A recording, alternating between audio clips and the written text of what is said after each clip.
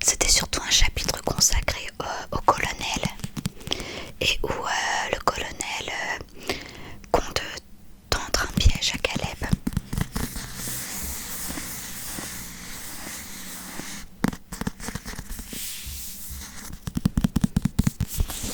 Allez, je vais te lire ce chapitre 4.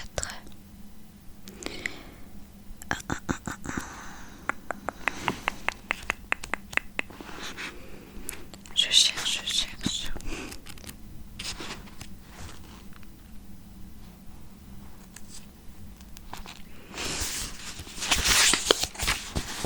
Chapitre 4. Lucille se réveilla seule dans la chambre d'hôtel. Elle s'étira comme un chat dans les draps un peu rêches. Bâilla en se remémorant la soirée. Et, du haut de ses 17 ans, décréta que la vie était belle. Son copain avait déposé un baiser léger sur son front avant de lui murmurer « Dors, ma belle, je vais faire un petit tour et je reviens. » La jeune fille avait replongé avec délice dans les bras de Morphée. Ça devait être ça, le bonheur. Elle se leva, le cœur léger, et farfouilla un long moment dans son sac à main, à la recherche de sa trousse à maquillage.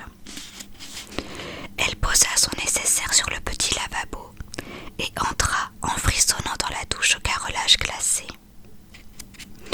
L'eau lui dégoulina sur le dos, puis le ventre, caressant son corps aux endroits où Kaleb avait posé les mains, les lèvres. Certaines zones étaient très sensibles, presque endolories. C'était donc ça, être une femme et appartenir à un homme. Des copains, elle en avait déjà eu, plus ou moins expérimentés, rapides, doués. Mais jamais aucun ne l'avait possédé comme Kaleb. Elle comprenait désormais qu'on puisse avoir quelqu'un dans la peau. Elle ressentait le besoin de le séduire, de lui faire plaisir, d'être au petit soin pour son homme. Lucille était définitivement et irrémédiablement amoureuse. Pourtant, lorsqu'ils s'étaient retrouvés devant l'hôtel, ce n'était pas gagné. « Qu'est-ce que tu as raconté aux flics ?» Il avait surgi derrière elle, et les mots glissaient dans son oreille d'un ton autoritaire, l'avaient fait sursauter violemment, son cœur manquant un battement avant de se contracter douloureusement. De peur, de joie, elle-même ne savait pas.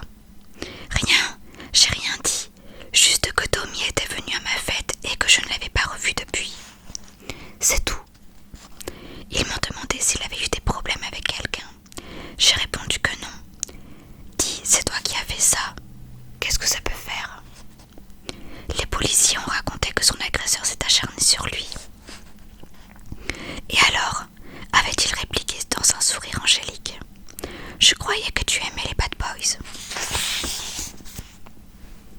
Lucille lui avait rendu son sourire, presque malgré elle. L'accent américain et la barbe naissante de Kaleb peut-être. Comment ne pas être sous le charme ? Il lui avait proposé d'aller au restaurant, en parfait gentleman, mais en passant devant une pizzeria, lui avait susurré une proposition plus que tentante, en lui mordillant l'oreille.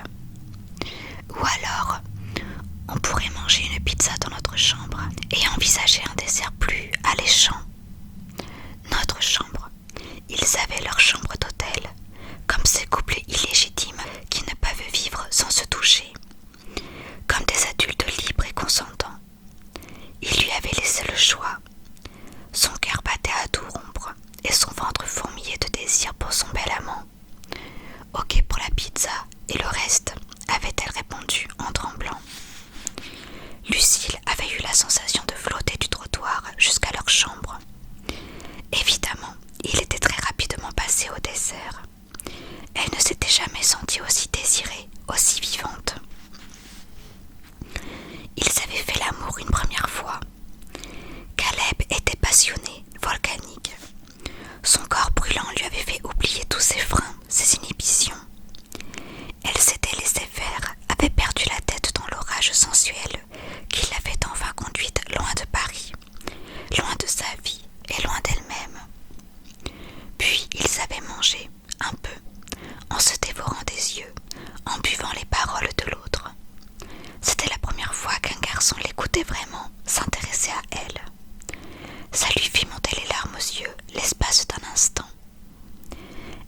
pensa à tous ceux qui l'avaient traité comme une moins que rien, un vulgaire objet. Elle se remémora jusqu'au traumatisme de son enfance. Épisode si douloureux qu'elle n'en avait jamais parlé à personne, même pas à sa mère. Souvenir qu'elle croyait avoir réussi à reléguer dans les oubliettes de sa mémoire. Oui, ce qui s'était passé quand elle avait 7 ans était demeuré son secret, son tabou. Sa croix, depuis, elle était convaincue de mériter qu'on la traite entraînée. D'ailleurs, elle en rajoutait une couche en se maquillant un peu trop, en forçant sur les vêtements sexy. Mais ce n'était pas pour allumer les garçons, juste pour se rassurer et cacher qu'au fond, elle était restée une fillette apeurée. Bien sûr, personne ne se donnait jamais la peine d'aller gratter sous la couche de paillettes. Ça arrangeait les mecs de la prendre pour une idiote un peu facile. Peut-être que ça l'a arrangée aussi. Après tout, puisqu'on est censé avoir ce que l'on mérite et qu'à ses propres yeux, elle ne valait pas grand-chose. L'adolescente s'était résignée à son sort. Il y avait des gens comme ça qui n'avaient pas de chance. Depuis toujours, elle avait la poisse avec les garçons. Le dernier en date, Tommy, bien sûr. Mais pour la première fois, quelqu'un était venu à son secours, comme dans les comédies romantiques qu'elle aimait tant. Un garçon l'avait sauvée et lui prêtait attention. C'était presque trop. Kaleb n'avait cessé de la couver des yeux. Son regard légèrement assombri. Il avait posé un doigt sur sa joue avant qu'une larme ne se mette à rouler et avait murmuré « Je ne veux pas que tu sois triste. Pas avec moi. Quoi que tu aies vécu avant, c'est du passé, d'accord? On est ensemble maintenant. » La larme coula pourtant, d'émotion, de joie. Sous ses airs de voyou, Kaleb avait une vraie sensibilité, et il avait assez confiance en elle pour le lui montrer. Confiance en elle, parce qu'ils étaient ensemble dans leur chambre, qu'elle était unique pour lui, tout comme il occupait désormais une place particulière dans son cœur. Comme si ça ne suffisait pas, il fit une moue si comique qu'elle éclata de rire. Kaleb rit de bon cœur à son tour. On aurait dit deux gamins. Derrière ses paupières mi-closes, elle remarqua qu'il avait d'adorables fossettes et de fines rigoles qui s'échappaient de ses yeux pour rejoindre ses lèvres. Il était si beau. Le cœur léger, la jeune fille transportée par une vague de bonheur s'était jetée dans les bras de son amoureux. Les deux jeunes gens s'étaient embrassés longuement et avaient refait l'amour encore et encore. Elle avait fini par s'endormir, tard dans la nuit, repue de lui et confiante. Mais ses rêves n'avaient pas été aussi doux que la soirée. Elle avait revécu les viols, celui de l'enfance et celui auquel elle avait échappé quelques jours auparavant. Encore et encore, viol de son corps, de son esprit, de son âme. Sensation d'en subir un autre, d'un genre différent, indescriptible. Un viol de son être profond, de sa candeur, de ce qu'il y avait de beau en elle. Lucille avait beau se débattre, elle ne parvenait pas à sortir de ce cauchemar.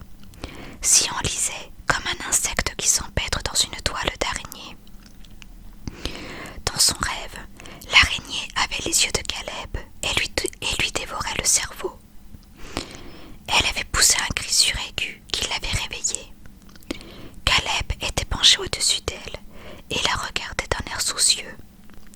Doucement, il l'avait prise dans ses bras et lui avait caressé les cheveux. « Là, doucement, je suis là. » Hébétée, elle s'était blottie contre lui et avait fini par se rendormir, rassérénée. Oui, cette nuit avait été la plus belle de sa jeune existence. Lucille se dévisage un instant dans le miroir, nue, sans phare. Elle pompe la poitrine en déplorant qu'elle ne soit pas plus généreuse et rentre un peu le ventre. Puis s'habille à la hâte. Elle est pressée de le retrouver. En se maquillant, elle se dit que sa vie est sur le point de changer. Plus qu'une intuition, une intime conviction. Grâce à Kaleb, à son amour, elle se métamorphose en une version améliorée d'elle-même. Oui, plus rien ne sera pareil, car désormais ils forment un couple. Un dernier coup d'œil au petit miroir de la salle d'eau, un peu de parfum. Elle est prête. Lucille se demande où Kaleb peut bien se trouver et essaie de chasser toute crainte de son esprit. Non, ce n'est pas le genre à prétendre qu'il reviendra pour disparaître. Elle le connaît bien depuis cette nuit. Il est sûrement allé chercher des croissants ou l'attend en lisant à la réception. Elle prend l'ascenseur et se dirige d'un pas assuré vers le hall d'entrée de l'hôtel. Et s'il était parti sans payer? Angoissée, la jeune fille se souvient qu'elle n'a pas d'argent sur elle. En quelques secondes, ses craintes s'envolent. Elle aurait reconnu les cheveux d'ébène et la carrure du jeune homme n'importe où. Kaleb se tient là, assis face à l'écran de l'ordinateur en libre service. Elle s'approche sur la pointe des pieds et met ses mains sur les yeux de son amoureux. « Tu as bien dormi ?» s'inquiète-t-il.